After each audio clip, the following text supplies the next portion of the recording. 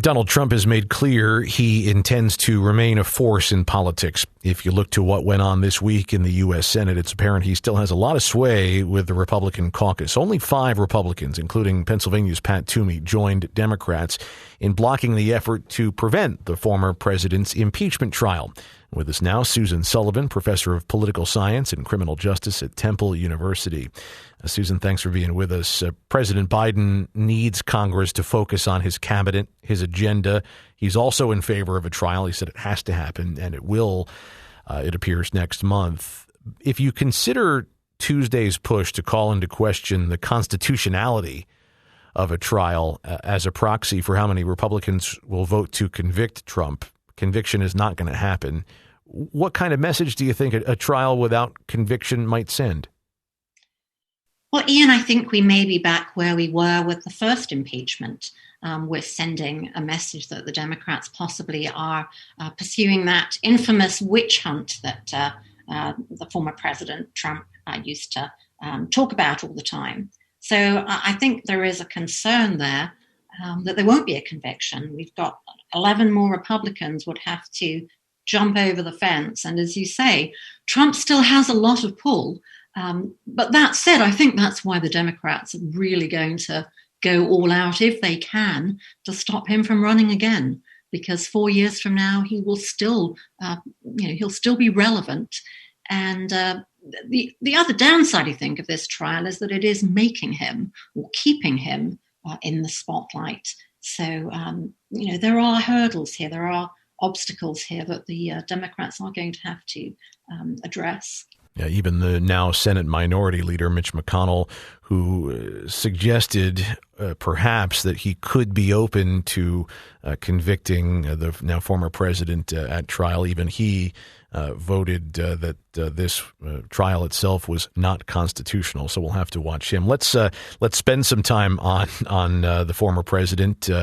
How likely do you think the emergence of a third party, a MAGA party perhaps, is to come out of all this, or does that depend on the outcome of the trial? Well, it's an interesting question, Ian. The idea of a third party is bandied around, and it seems, it always seems a little left field when people talk about it, but Trump has been able to pull off a number of things that nobody thought he would be able to pull off, not least is ending up as the president of the richest, most powerful country in the world. So I'm not sure that would be his approach. I'm not sure that he would need it with 71 plus million people voting for him. I think he's got 4 years to maintain that myth and keep himself front and center if he decides to do that. So not sure that he would actually need a third party to prevail there. And as for Mitch McConnell, well, he seems somewhat mercurial these days. I think he's testing the temperature as he begins to see the possibility of Trump being acquitted and gaining momentum. Mitch McConnell is going to keep himself on the fence there and take advantage of whatever the political climate is at the time. Yeah, perhaps it's the Lincoln Project Republicans who have to seek their own party rather than the Trump Republicans. I want to ask you about this, which was first reported by Axios this week, that Tim Kaine, Democrat, and Susan Collins, Republican, were floating the idea of perhaps a censure of President Trump, since it appears this impeachment trial is not going to result in a conviction. What do you make of that? That's a possibility? It is a possibility. I think it's a bit, my sense is that is a bit weak. Inciting a riot is a criminal offense. Now that he is out of office, there is no reason why he could not be prosecuted in federal court for inciting a riot. That would certainly have more of an impact than a censure. Whether that conviction would prevent people from voting for him who are hard and fast Trump fans is another matter.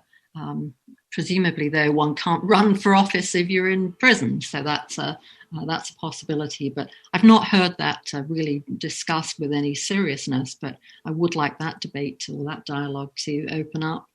And there are constitutional questions to consider as well, and the High Court might find itself having to do just that. If there is a conviction, in the unlikely, I think, event that there's a conviction, this is obviously going to go up to the Supreme Court. They have to decide whether you can be tried when you're out of office. And we're looking at a 6-3, very conservative Supreme Court who, irrespective of their views of President Trump, are going to look at that Constitution and they're going to construe it really narrowly. And my prediction would be if he were convicted, that conviction would be thrown out because the court would say, sorry, this is intended to remove people.